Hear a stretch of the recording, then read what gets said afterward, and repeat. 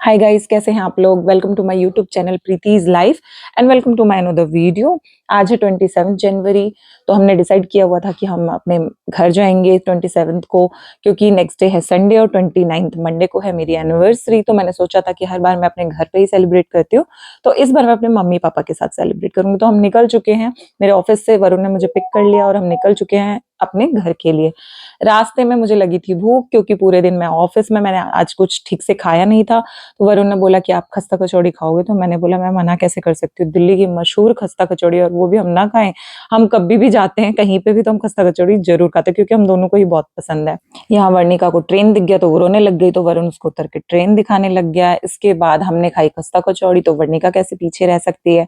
उसने बोला मामा मुझे चिप्स खाने, क्योंकि उसे चिप्स पसंद है बहुत ज्यादा। तो हम उसे प्लेन चिप्स हमने दिलवाए, क्योंकि हमें मैं उसको प्लेन ही देती हूँ, क्योंकि मुझे ऐसा लगता है वो थोड़ा सेफ है। वैसे बाहर का तो कुछ भी नहीं देना चाहिए, बट क्या करें, मानते नहीं है बच्चे। तो गाइज आगे हम निकले और ये टनल जो था बहुत ही खूबसूरत था, तो मैंने इसे थोड़ा सा कैप्चर कर लिया, क्योंकि मुझे बहुत ही अच्छा लग रहा था। ये इतना सुंदर था ये, क्योंकि मैं हर बार जाती हूँ तो मैं इसको जरूर कैप्चर करती हूँ। तो फाइनली गाइज 2 घंटे की ड्राइव के बाद हम लोग अपने घर पहुंचे हैं। और दिल्ली की ट्रैफिक का तो मैं क्या ही बताऊं, 1.25 घंटे का रास्ता 2.25 घंटे लग जाते हैं। मैं बहुत इरिटेट हो जाती हूँ, तभी मेरा मन नहीं करता कहीं पे भी दिल्ली में निकलने का गाड़ी से, क्योंकि बहुत ही बुरा हाल है गाइज। मैं इसलिए मेट्रो का यूज करती हूँ ज्यादातर। तो हम फाइनली पहुंचे, और यहाँ पे मेरी नीस जो है बहुत ही एक्साइटेड है वर्णिका से मिलने के लिए। वो पहले से खड़ी है, मेरा भाई भी खड़ा है मुझे पिक करने के लिए। गाइस मेरी फैमिली मुझे बहुत प्यार करती है। कहते हैं लोग शादी के बाद बेटी पराई हो जाती है, बट ऐसा कुछ नहीं है। मेरी फैमिली में अगर आप देखोगे, मुझे इतना वैल्यू करते हैं अभी भी लोग, सब मेरे भैया भाभी भी। तो आपको लगेगा नहीं कि मैं अभी भी उस घर से अलग हूँ या ऐसा कुछ नहीं। मैं बहुत ही प्यार करते हैं मुझे सभी। मेरी भाभी, मेरे भैया, मेरे मम्मी पापा सभी मुझे बहुत प्यार। ये मेरी छोटी भाभी है, और ये देखो कितनी एक्साइटेड हो रखी है, पहले से खड़ी है मेरे लिए। और उसने मुझे फोन कर दिया था कि आप 10 मिनट पहले फोन कर देना, मैं आपके लिए चाय चढ़ा दूंगी, क्योंकि इनको पता है कि मैं कितनी बड़ी चाय लवर हूँ। तो यहाँ मेरे पापा बहुत ही एक्साइटेड हो रहे हैं, वर्णिका को ले रहे हैं। फिर फाइनली मैं अंदर पहुंची तो मैंने देखा मेरी मम्मी हीटर जला के बैठी हुई, उनको बहुत ठंड लग रही थी। और जैसे उन्होंने मेरे हाथ में कैमरा देखा, वो सीधी होके बैठ गई। उन्हें लगा कि मैं बहुत अजीब लग रही हूँ उल्टी बैठी हुई। तो फिर मैंने देखना शुरू किया कि कहाँ है सब लोग। फिर मैं किचन में गई, क्योंकि मुझे पता था कि मेरी छोटी वाली भाभी वो किचन में ही होंगी, मेरे लिए चाय बना रही होंगी। और वो सही था बिल्कुल, उन्होंने 10 मिनट पहले ही चाय चढ़ा दी थी, और वो ठंडी भी हो गई थी। वो दोबारा गर्म करके अब मुझे देंगी। तो इसके बाद जो मेरे पापा हैं वो अपने दोनों बच्चों को लेके बहुत खुश हैं। वर्णिका को भी ले रखा है, दिव्यांश को भी ले रखा है, और दोनों इतने एक्साइटेड हो रखे हैं। मेरे पापा की गोद में कुछ ज्यादा एक्साइटेड हो जाते हैं ये लोग। इसके बाद फिर फाइनली मैंने अपना पिटारा खोला, जिसके लिए बच्चे हमेशा वेट करते रहते कि मैं आऊंगी तो दूंगी उनको। तो मैंने उनको काफी कुछ दिया, जो जो मैं लेकर आई थी, स्पेशली चिप्स एंड चॉकलेट्स। और इस बीच में मैं अपनी नीस को बहुत छेड़ रही थी, क्योंकि उसने बाल कटा लिए थे, तो मैं उसका कैप बार बार खींच के हटा दे रही थी, तो वो बहुत चिढ़ रही थी। फाइनली मंडे को हम लोग मॉर्निंग में, जिस दिन मेरी एनिवर्सरी थी, उस दिन हम लोग गए डोमिनोज में, हमने पिज्जा खाया। मॉर्निंग में हमने थोड़ा सा बाहर का ही खाया, जैसे चिकन बिरयानी खाया। मैंने पहली बार जिंदगी में फालूदा खाया, और जो मुझे बहुत टेस्टी लगा।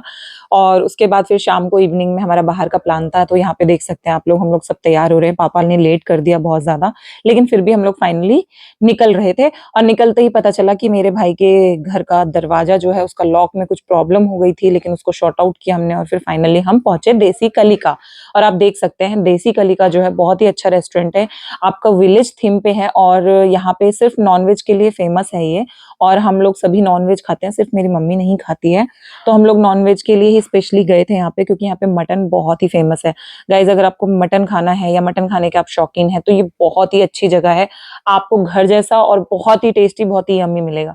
तो यहाँ मैंने थोड़ा सा कैप्चर किया, और मैं आपको दिखाऊंगी कि कैसा कैसा यहाँ पे खाना हमने खाया। ये गाइज मटन था, ये बहुत ही टेस्टी था। 2 तरह के मटन थे, एक हांडी में मिल रहा था और एक नॉर्मल।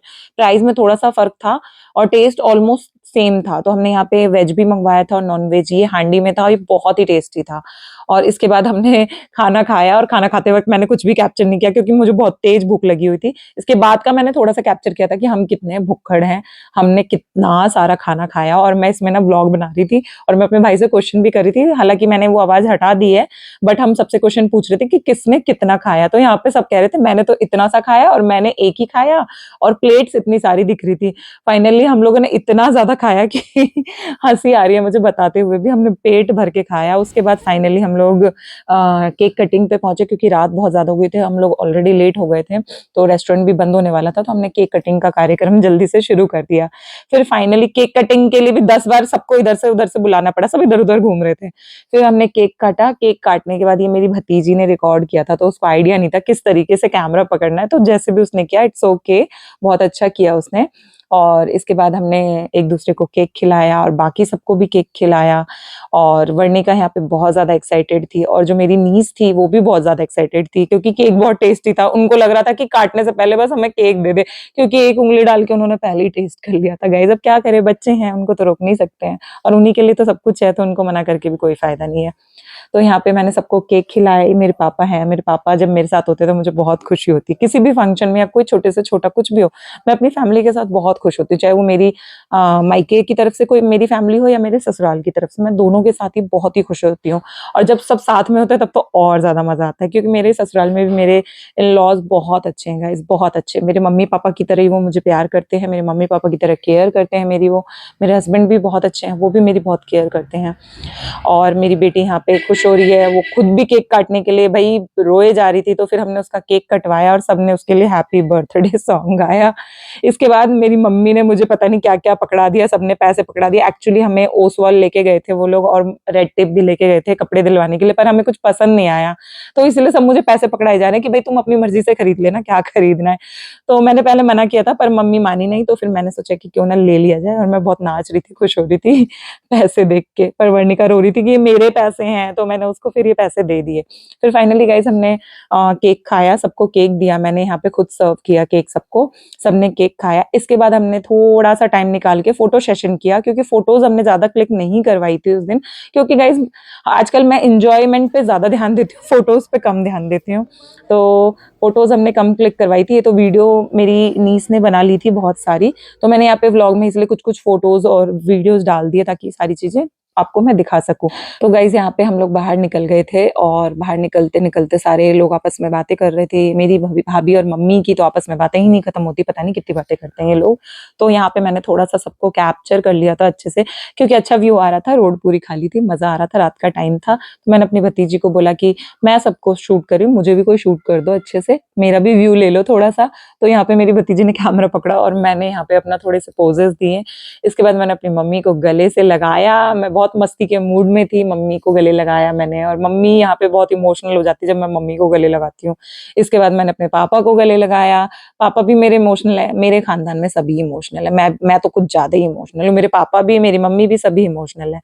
तो यहाँ मेरी भतीजी मेरे से चिपक-चिपक के आ रही थी कि मैं भी आ जाऊँगी थोड़ा-सा व्लॉग में। वैसे मेरी भतीजियाँ भी मुझसे बहुत प्यार करती हैं।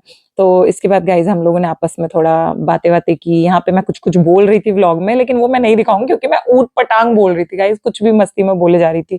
तो इसके बाद फिर हम लोग अपने-अपने मंज़िलों की तरफ निकल गए। पहले मैं सोच रही थी कि मैं रुकूँगी पर गाइज़ ऑफ़िस भी तो है, वो भी देखना है, तो 2 दिन हो चुके थे और मंडे को ऑलरेडी मैंने छुट्टी ली हुई थी, तो मैं ज़्यादा छुट्टी नहीं ले सकती थी। तो फिर फाइनली हम लोग अपनी-अपनी मंज़िलों की तरफ यानी मैं अपने घर की तरफ और मम्मी-पापा, भैया-भाभी सब अपने घर की तरफ निकले।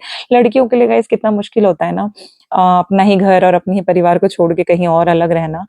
बट ठीक है गाइस, यही चलता आ रहा है सालों से, हर लड़की को निभाना पड़ता है, तो मुझे भी निभाना पड़ेगा। तो इसके बाद हम गाइस निकल गए अपने-अपने घरों के लिए, अपनी-अपनी मंजिलों के लिए। तो मिलते हैं नेक्स्ट व्लॉग में, कैसा लगा ज़रूर लाइक और कमेंट और सब्सक्राइब ज़रूर कीजिएगा। Bye bye, take care.